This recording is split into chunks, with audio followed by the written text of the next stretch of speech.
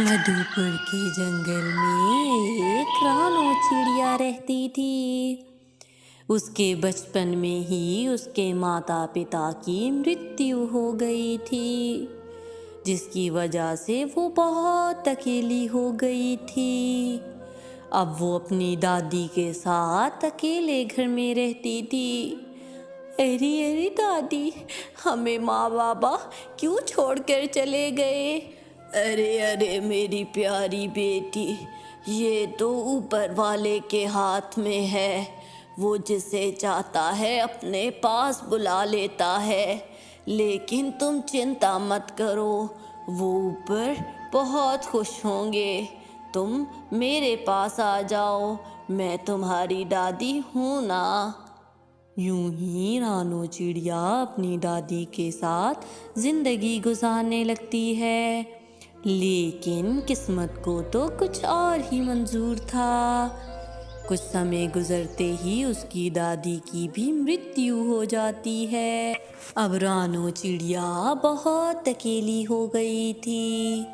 रानो चिड़िया के घर के बाहर एक सेब का पेड़ था। रानो चिड़िया उस पेड़ से सेब तोड़ तोड़ कर बाजार में बेच आती और उन पैसों से अपना गुजारा चलाया करती थी। अरे अरे, आज तो अच्छे पैसे हो गए हैं।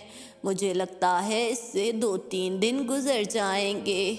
शुक्र है ये सेब का पेड़ भी था।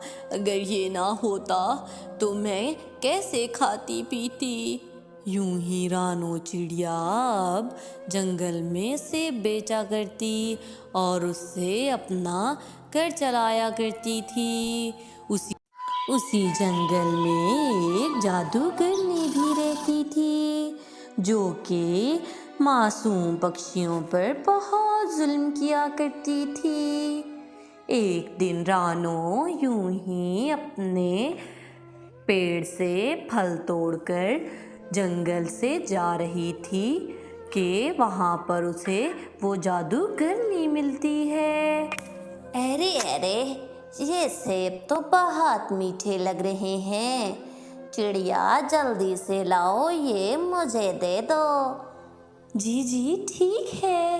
वैसे तो ये फल मैं मंडी में ले जा रही थी, लेकिन अगर आपको चाहिए तो आप रख लीजिए। ये सिर्फ 10 पैसे के हैं।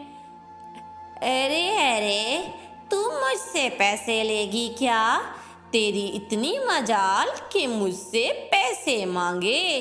ये फल अभी के अभी मुझे दे दे, वरना तुझे मैं अपने जादू से चूहा बना दूंगी। अरे अरे, ये क्या कह रही हैं आप?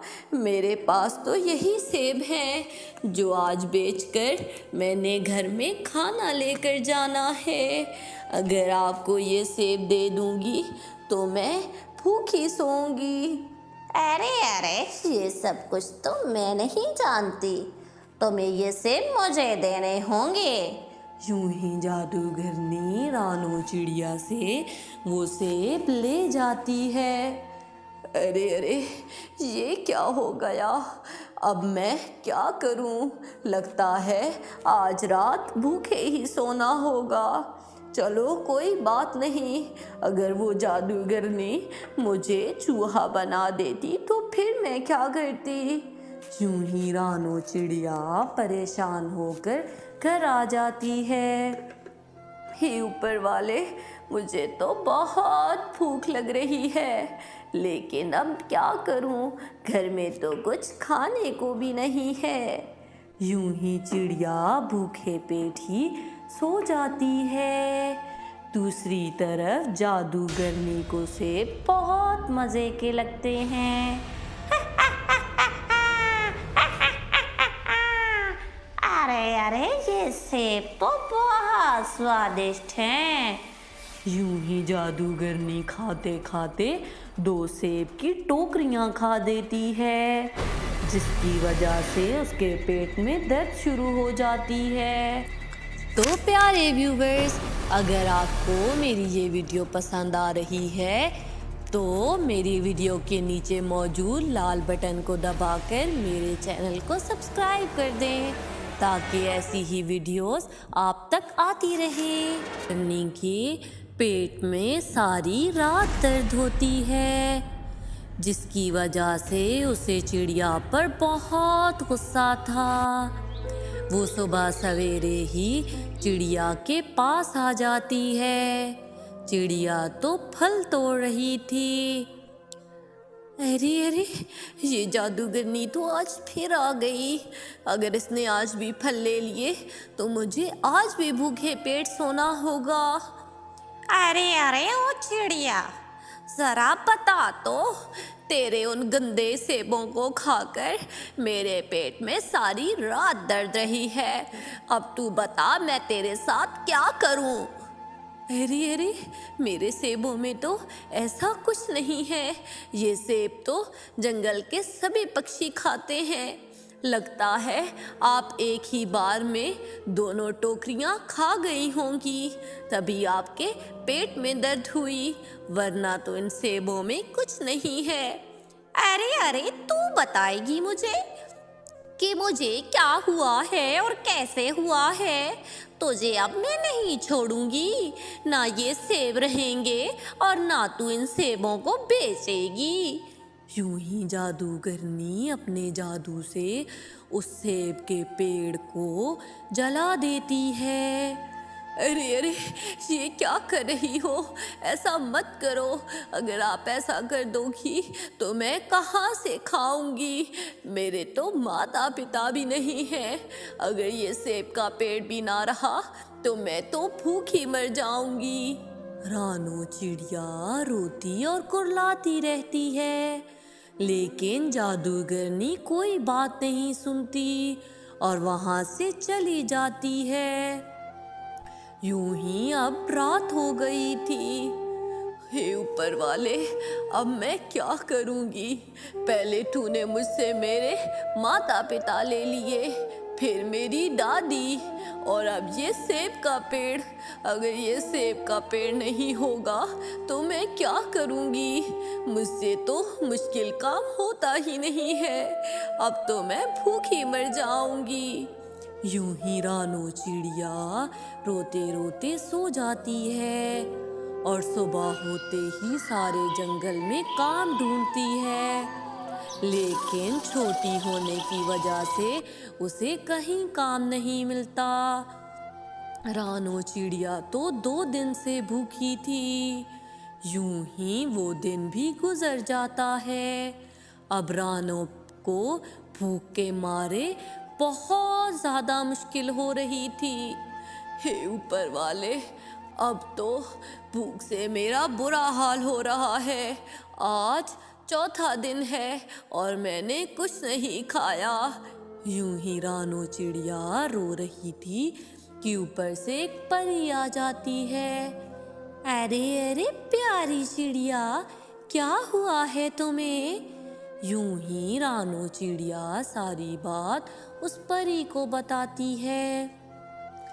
अरे अरे रानो, तुम परेशान मत हो। ये पानी ले जाओ और जाकर अपने पौधे पर छिड़क देना। ये एक जादुई पानी है। इसे तुम पौधे पर छिड़कोगी तो वो ठीक हो जाएगा और वो पेड़ जादुई बन जाएगा और पहले से ज़्यादा सेब देगा। और जैसे ही वो जादूगरनी उस पेड़ के पास आएगी, वो पेड़ उसे खुद ही। रानो चिड़िया परी की बताई हुई बात पर अमल करती है और उसका पेड़ ठीक हो जाता है। यूं ही रानो खुश हो गई थी। कुछ दिन गुजर जाते हैं और इस बात का पता जादूगरनी को भी चल जाता है। अरे अरे, नहीं छोड़ूंगी इस चिड़िया की इतनी मजाल कि ये मेरे खराब किए हुए पौधे को ठीक करवा लाए। यूं ही वो जादूगरनी उस पेड़ के पास आती है और जैसे ही जादू से उस पेड़ को नष्ट करने लगती है तो वो पेड़ बोल पड़ता है। अरे अरे, तुम बहुत दुष्ट जादूगरनी हो। तुम्हें इसीलिए परीलोक से निकाला गया था। तुम्हें यहाँ भेज दिया, लेकिन तुम अपनी हरकतों से बाज नहीं आई। अब तो तुम्हारा सर्वनाश होकर रहेगा। यूं ही वो जादुई पेड़ अपने जादू से उस जादूगरनी को मार मार कर मार देता है। यूं ही जंगल के सभी पक्षियों की उस जादूगरनी से जान छूट जाती है और रानो चिड़िया अब जंगल में सेब बेचकर खुशी खुशी जिंदगी गुजारने लगती है। तो प्यारे व्यूवर्स, अगर आपको मेरी ये कहानी पसंद आई हो तो प्लीज़ मेरे चैनल को सब्सक्राइब कर दें और इस वीडियो को लाइक करना ना भूलिएगा।